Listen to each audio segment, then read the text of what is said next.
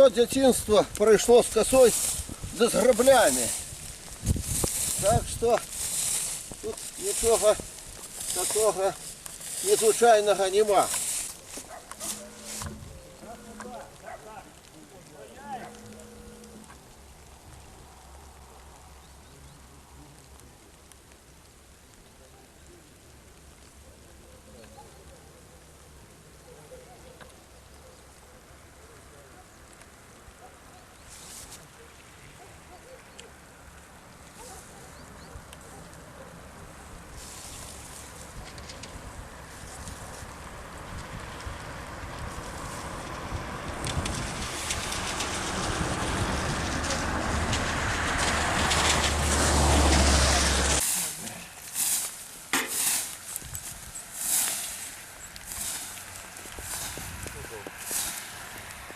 Дайте.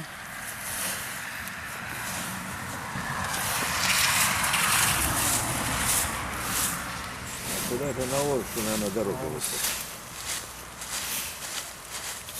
Это Аршан сюда приезжает. Или 30 человек, это час, наверное. Ян Яныч, а хто кришу стальовував тут? Крышу усталевывала наставница Звездна по прозвищу Грачишникова. С детьми Ну, привозите. збирали злочинні кам'яні на полях. Потім привезли сюди. А криш зроблен у Льозні. Там у м'ясовому неким комбінаті сказали, замовили, один некий армянин там працював, ну і каже, я вам зроблю ось криш. Ну і зробив такий, як годний криш, можна сказати, для першого разу. Ось ці граблі, я її попрошу, все, і буде нормально.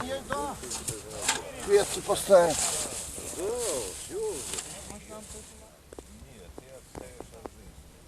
Ніяких виборів. А чим ви кажете, які вибори? Кого вибирати? Бандитів вибирати. Не повинно бути ніяких виборів. Ну, це вже на нечто похоже. Это добре. А де этот сад? Это мы сегодня, я лечу, зробили добрую справу. Лично для нас.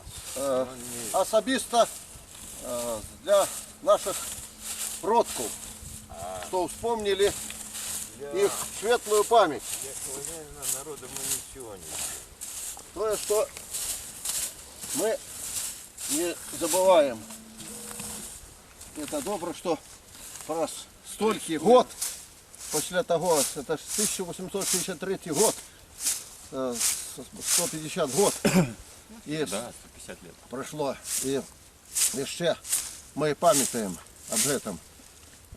И добро было, чтобы и наши дети и внуки об этом памятали. Если бы То есть, тут что бульбаши люди жили змагались нормально, они бы за все нашу тут, свободу, за нашу красили, незалежность, в цветах держали. за нашу родиму, за нашу святую А тут справу. же скот живет. Живе Беларусь!